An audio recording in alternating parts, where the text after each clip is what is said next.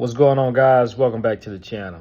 So it's been rumored that Derrick James and Errol Spence have parted ways, right? Now, this is all rumor and speculation, of course. It hasn't been officially stated that this is to be true. But if you go back to my videos, 2 weeks ago, almost 3 weeks ago, I made a video stating that Errol Spence Jr. and Derrick James relationship turmoil, and I asked, was there trouble in paradise? There was an interview with Derrick James, and this was like 4 weeks after Errol Spence Jr. had suffered his first defeat against Terrence Crawford when they were fighting for undisputed. This was 4 weeks after the fight.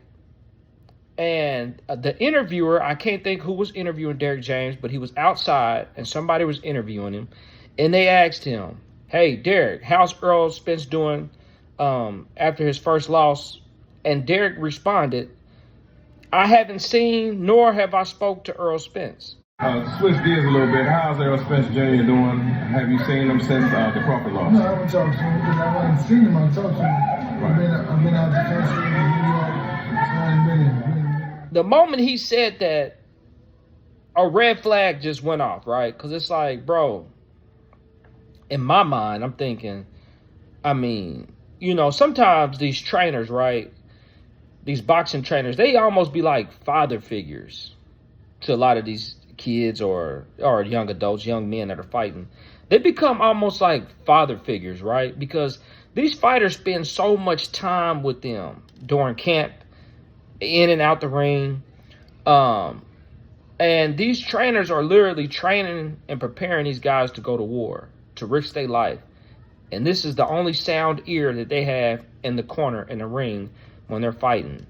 So the significance of these relationships become like father and son over time, especially when you have fought over 20 to 30 fights, and you've had this guy has been in your corner since you were 18, 19, sometimes 15, 14. And here you are 30, 32, mid-30s. And you guys experience so many trials and triumphs. And you guys go through all the ups and downs. And with Errol Spence, you've captured the WBC, the WBA, the IBF. And now here you are fighting for the WBO in the undisputed match, the biggest fight of your career, and you lose in such a brutal fashion. And the guy who's been in your corner your whole career hasn't heard from you in 4 weeks or seen you.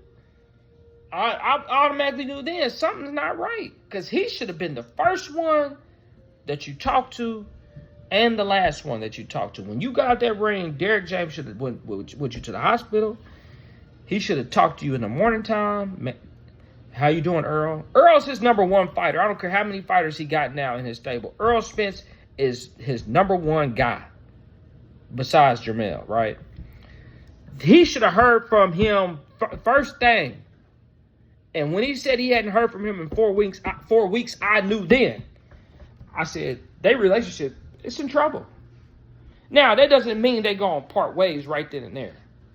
But I knew trouble was there. And it's obvious trouble was there. Because that was the wrong response. He could have lied, but the truth, sometimes you can't lie. When the truth is so prevalent, you can't tell a lie. When they asked him that question, he said the truth right then and there. I ain't seen Earl, I ain't talked to him. That's trouble. So, I can see Earl getting, most fighters, when they lose big fights, they end up getting different trainers anyway. So, that's obvious, right? Maybe he will replace Derrick James. Maybe he'll bring somebody else into his camp.